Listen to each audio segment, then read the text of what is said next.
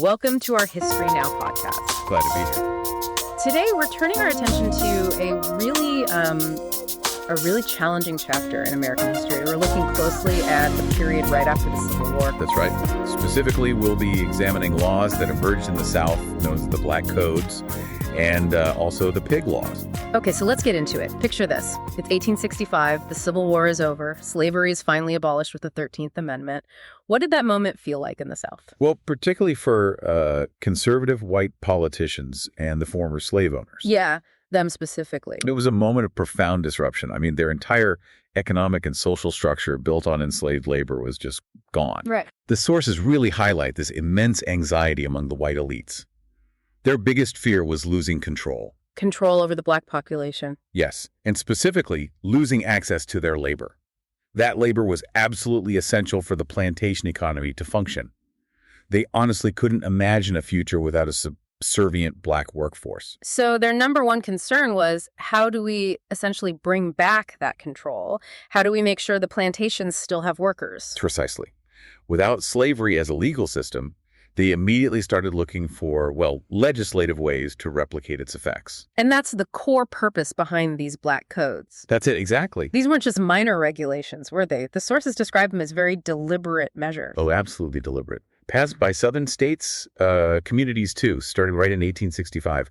These codes were designed with a very clear objective: control. Control behavior, control labor, control movement. Yes, all of it. Control the behavior, the labor, and the movement of African Americans. It was a direct attempt to reestablish that racial hierarchy, that economic dependence. Trying to restore conditions as close to slavery as they could legally get away with. That's what the sources suggest. One source even quotes a white politician who was drafting these laws, saying that they wanted measures as close to slavery as possible, completely. The codes denied the right to testify against white individuals. You couldn't serve on juries or in state militias. You couldn't vote.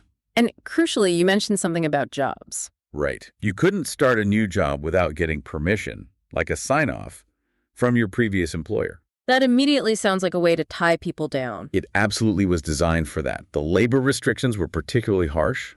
Sources detail these contract laws that really punished workers if they left a job. Even if they weren't paid, or if conditions were awful. Even then, if you left before working off in advance, or maybe before your contract term was up, you could lose any wages you'd already earned. Or you could face arrest. And you had to carry proof of employment. Yes, written proof, all the time. Sounds a lot like the old slave pass system, doesn't it? Yeah. The laws just made it incredibly difficult to change jobs or end a contract. And owning land was restricted too. Yes, very much so. Laws made it hard, sometimes impossible, for African Americans to buy or even rent land. Mississippi, for instance, actually prohibited renting land outside of towns or cities. Think about that. Yeah. In a mostly agricultural state. Exactly. It effectively forced freed people to stay as laborers on white-owned farms. You couldn't get your own place out in the country where the farming actually happened. And there were other restrictions. Yeah, on where you could live, where you could gather, things like that. So these 1865 codes were clearly aimed at immediate control, but the sources also talk about these laws sticking around or even expanding later on. They do. Now, during congressional Reconstruction, starting around 1867, there was federal intervention that pushed back against some of the worst early codes. Okay. But the underlying intent, that didn't just vanish. After Reconstruction ended in 1877, when federal troops left and black politicians were pushed out of office, Southern states moved aggressively again to restrict black lives. They often reenacted similar laws or intensified them. Sometimes they used language that looked race-neutral on the surface, but everyone knew how it would be applied, discriminatorily. And this is where we see things like vagrancy statutes becoming widespread. Exactly. These laws basically made it a crime to be unemployed, or homeless, or not engaged in certain specific jobs. Applied to everyone on paper, but enforced almost exclusively against African Americans. Mississippi's law, for example, required you to show proof of employment and where you lived constantly. And if you couldn't, if you were convicted of vagrancy. If you couldn't pay the fine, your labor could literally be auctioned off to someone who would pay it. Yeah. Then you were forced to work for that person to pay off the debt. And these were often paired with laws targeting minor offenses, right? The pig laws. Yes, those were laws specifically designed to hit poor black people hard for minor theft, like stealing a pig or a chicken. Under these codes, things that might have been misdemeanors were suddenly felonies. With incredibly harsh sentences and fines. That's right. And the punishments weren't just harsh. The sources say they were applied unequally based on race. That's a really chilling detail that comes through. Black men convicted of raping white women could face the death penalty. White men convicted of rape, much lighter sentences. And for smaller offenses. For minor offenses, black people might face whipping. White individuals, for the same thing, might just get a fine or a short jail stay. Were there other specific ways this discrimination played out in the laws? Oh, yes. Interracial marriage was outlawed. Heavy penalties for the couples and for anyone who performed the ceremony. And states like Florida and Mississippi also had laws restricting African Americans from buying liquor or firearms. Okay, let's zoom out a bit now and look at the 13th Amendment again. Yeah. It abolished slavery, but you mentioned it contained this seemingly small exception. Yes. And this is where things get particularly dark. It reveals the clever, insidious legal maneuvering behind these codes. The 13th Amendment, ratified in 1865, states, neither slavery nor involuntary servitude. Except as a punishment for crime whereof the party shall have been duly convicted. Exactly. Shall exist within the United States. That little phrase, except as a punishment for crime. That was the key. That was the key. The black codes, especially those vagrancy laws, and the way they criminalized minor or even invented offenses, that provided a legal pathway. A pathway to arrest and convict African Americans in huge numbers. Yes. And once convicted, they fell under that exception clause in the 13th Amendment. It created a legal basis for forced labor. And this is the root of the whole convict leasing system we hear about. Exactly.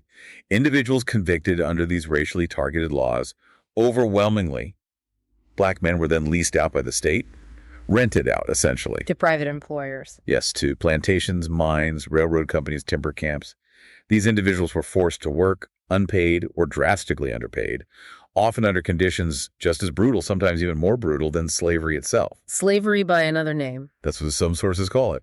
And it was sanctioned by law because of that conviction. There's a powerful example from the sources about a vagrancy act in Virginia, 1866. Yes, that law forced unemployed people into labor contracts. And if they ran away, they could be hunted down, forced back, sometimes in chains, working with no pay. And a Union general saw this happening. Yes, General Alfred H. Terry. He was the U.S. military commander there. He saw immediately what was going on. He actually voided the law. What did he say? He explicitly stated it would reinstitute slavery in all but its name.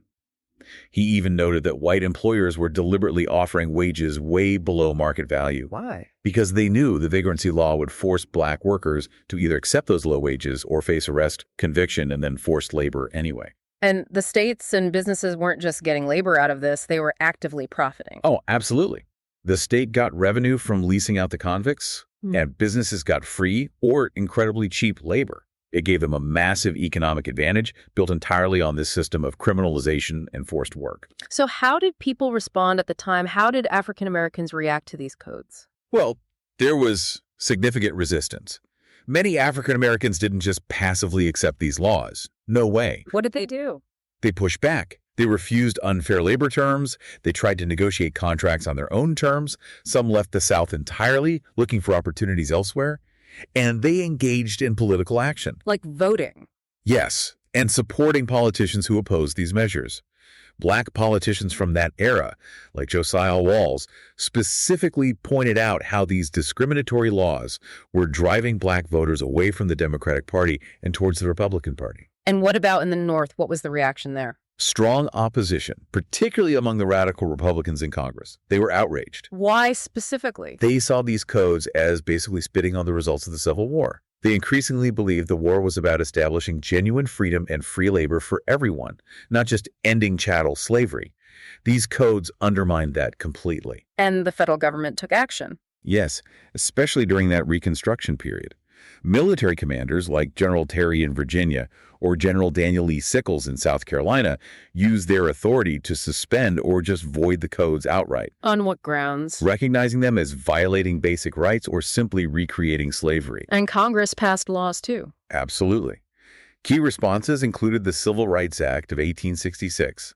That aimed to guarantee basic civil rights and make racial discrimination illegal. And the Freedmen's Bureau. Right. Congress established the Freedmen's Bureau to help the newly freed slaves. Part of its job was arbitrating labor disputes and helping negotiate fair contracts, often directly countering the terms imposed by the black codes. So the codes were a direct catalyst for even bigger changes, like constitutional amendments. They were a major factor, yes. Yeah. The drafting and ratification of the 14th Amendment granting citizenship and equal protection, and the 15th Amendment granting voting rights to black men were definitely pushed forward, partly in response to the South's attempts to get around emancipation with these codes. And this era also saw a big clash between Congress and President Andrew Johnson. It did. Johnson felt Reconstruction and the status of black people should be left to the states. He kept vetoing civil rights legislation, the Civil Rights Act, the Freedmen's Bureau Bill. But Congress pushed back. Yes, the Republican-led Congress overrode his vetoes. They took a much more assertive role in setting Reconstruction policy, which eventually led to Johnson facing impeachment. So federal intervention during congressional Reconstruction, say 1867 to 1877, did manage to push back against the black codes to some extent. It did. They were often repealed or just not enforced while federal troops were present and overseeing things. But they didn't disappear entirely. Not at all.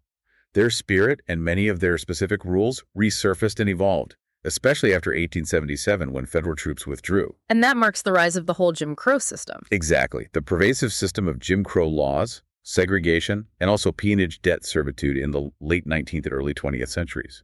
And these later systems continued to enforce segregation and, crucially, labor controls, still using that 13th Amendment loophole. Often, yes.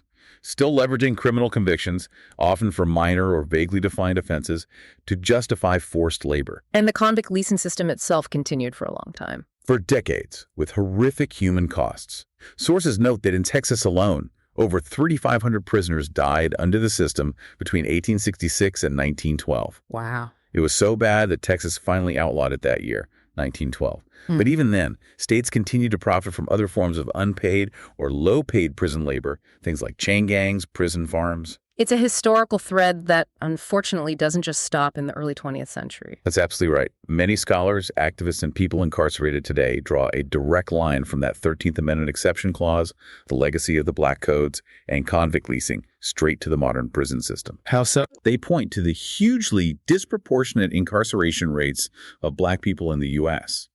and the ongoing use of unpaid or minimally paid labor in prisons across the country. They see it as a continuation of this history. And there's been recent activism around this, prisoner labor strikes. Yes, highlighting these conditions and the connection to the 13th Amendment. And even attempts to change the amendment itself. There have been legislative efforts. For instance, a joint resolution was introduced in Congress back in 2020 aimed at removing that punishment exception, except as a punishment for crime clause from the 13th Amendment entirely. So really what this examination of the sources reveals is that the black codes and pig laws weren't just some kind of, accident or a simple failure to adjust after emancipation. No, they were a deliberate, systematic legislative attempt to replicate the controls of slavery right after it was supposedly abolished. And that effort created systems, forced labor, discrimination that didn't just fade away, they persisted for generations. They shaped the legal landscape and absolutely contributed to the issues of inequality that we are still grappling with today. Understanding this history, the specific laws, how they twisted the 13th Amendment exception, how they evolved, it feels absolutely critical. It really helps us see the deep roots of systemic problems related to labor, the justice system, and inequality that continue to impact communities right now. It really highlights how seemingly technical legal details, like a single clause in an amendment, can have profound, devastating human consequences over centuries, especially when they're used with discriminatory intent. Precisely. So as we finish our discussion today, here's something to think about. How have the very legal structures created in response to the abolition of slavery shaped the ongoing relationship between law, labor, and race in the United States? And what does that legacy mean for the struggle for true equality and justice today? That's a question that requires continued reflection for sure. Thank you for joining us for this important exploration of the sources.